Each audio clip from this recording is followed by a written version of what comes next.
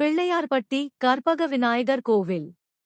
பிள்ளையார்பட்டி என்று பெயர் வரக் காரணமே கற்பக விநாயகர் கோவில் இந்த ஊரில் அமைந்து இருப்பதுதான். இந்த ஆலயம் மிகவும் பழமையான ஆலயம், விநாயகர் வழிபாடுக்காக போற்றப்படும் ஆலயம். உலகின் பல இடங்களில் விநாயகர் வழிபாடு இருந்துள்ளது. விநாயகர் சிற்பங்களும் பல இடங்களில் பிரசித்தி பெற்று விளங்குகிறது. நற்றுணையாக பற்றினேன் அடியேன். உலகத்திலேயே முதல் பிள்ளையாராக விளங்குவது பிள்ளையார்பட்டி கற்பக விநாயகர் சிற்பம் என்றால் மிகையாகாது. உலகிலேயே 2 கைகளுடன் காணப்படும் விநாயகரின் சிற்பங்கள் 2 மட்டுமே உள்ளன. ஒன்று பிள்ளையார்பட்டியிலும் மற்றொன்று ஆப்கானிஸ்தானிலும் காணப்படுகின்றன. ஆப்கானிஸ்தானில் உள்ள விநாயகரின் சிற்பம் நின்ற கோலத்தில் காணப்படுகிறது. ஆனாலும் பிற்கால அணிகலன்களுடன் அவர் காணப்படுகிறார். ஆனால் பிள்ளையார்பட்டியில் பிற்கால அணிகலன்கள் இல்லாமல் பழைய வடிவத்தில் காணப்படுவது சிறப்பாகும். பிள்ளையார்பட்டி கற்பக விநாயகர் திருக்கோவில் குடைவரை கோவிலாகும். சுமார் 2500 ஆண்டுகளுக்கு முன்பு முற்கால பாண்டிய மன்னர்கள் குன்றை குடைந்து கோவிலையும் கற்பக விநாயகர் சிற்பத்தையும் திருவீசர் என்னும் லிங்கத்தையும் இவ்வூரில் வடிவமைத்துள்ளனர். கிமு 500 முதல் கிபி 1284 வரையான 14 கல்வெட்டுகள் இக்கோவிலில் உள்ளன. பார்க்கடலை கடைந்து அமிர்தம் பெறுவதற்காக தேவர்களும் அசுரர்களும் முயற்சி செய்தனர். அவர்கள் மேரு மலையை மத்தாகவும் வாசுகி பாம்பினை கயிறாகவும் எடுத்துக்கொண்டனர். அசுரர்கள் பாம்பின் தலைப்புறமும் தேவர்கள் வாலின் புறமும் நின்று இழுத்து கடைந்தார்கள். அப்போது கற்பக மரம், பாரிஜாதம், ஹரிசந்தனம், சந்தனம், மந்தாரம் முதலிய 5 மரங்கள் பார்க்கடலிலிருந்து வெளிப்பட்டன. இவை பஞ்சதருக்கள் என்று அழைக்கப்படுகின்றன. பிள்ளையார்பட்டி கற்பக விநாயகரை தரிசிக்க பிரதான சாலையில் இருந்து தெற்கு நோக்கி செல்ல வேண்டும். சிறிது தூரம் சென்றால் அங்கே பிரமாண்டமான குளம் தென்படும். இந்த திருக்குளத்தில் கோவில் கோபுரத்தில் நிழல் விழுவது மிகச்சிறப்பாகும். அதைத் தொடர்ந்து கோவிலுக்கு முன்புறம் சென்று கிழக்கே இருந்து கோபுர தரிசனம் முடித்துவிட்டு உள்ளே செல்ல வேண்டும். அங்கே சிவபெருமான் திருவீசுவராக காட்சியளிக்கிறார். சிவகாமி அம்மை தெற்கு நோக்கி அமர்ந்து அருள்பாலிக்கிறார். கற்பக விநாயகரோ வடக்கு நோக்கி அமர்ந்து பக்தர்களுக்கு அருள்பாலிக்கிறார். 2 கரங்களுடனும் அங்குச பாசங்கள் இல்லாமலும் இங்கு காட்சி தருகிறார். அர்த்தபத்ம ஆசனம் போன்று கால்கள் மடித்து அருள் புரிகிறார். இந்த அமைப்பு எல்லாம் பிள்ளையார்பட்டி கற்பக விநாயகரிடம் வித்தியாசமாக உள்ளது.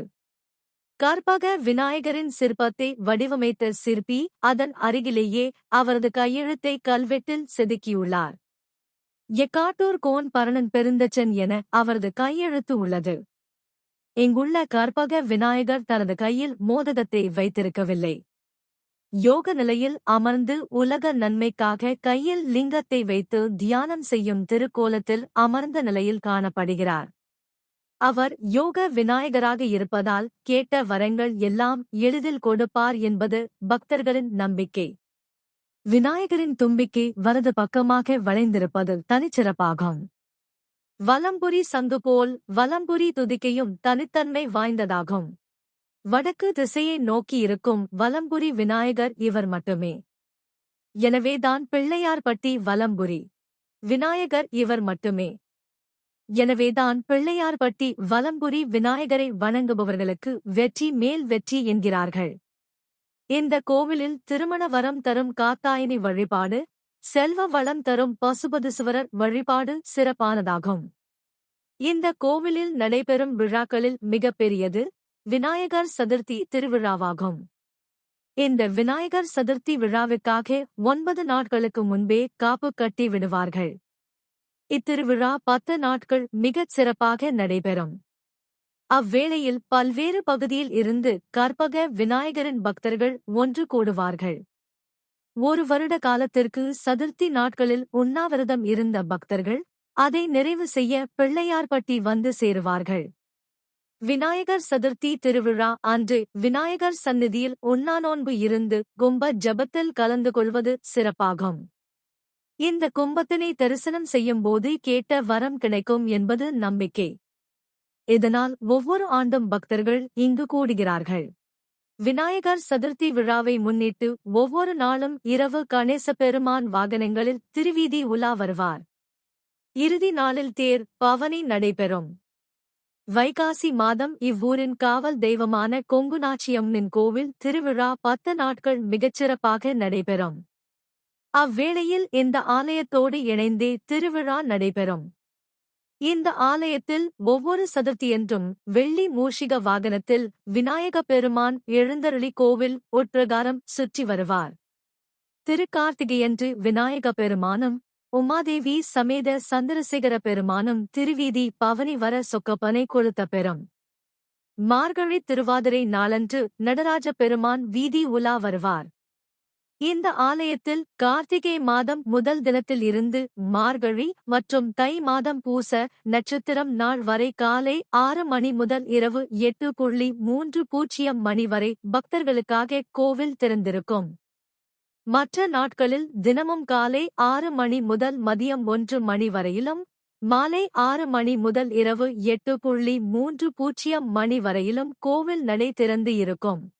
சிவகங்கை மாவட்டத்தில் உள்ள காரைக்குடியில் இருந்து 12 கிலோமீட்டர் தொலைவிலும், மதுரையில் இருந்து 71 கிலோமீட்டர் தொலைவிலும், காரைக்குடி திருப்பத்தூருக்கு இடையில் கோன்றக்குடிக்கு அருகில் 3 கிலோமீட்டர் தொலைவிலும் பிள்ளையார்பட்டி அமைந்துள்ளது.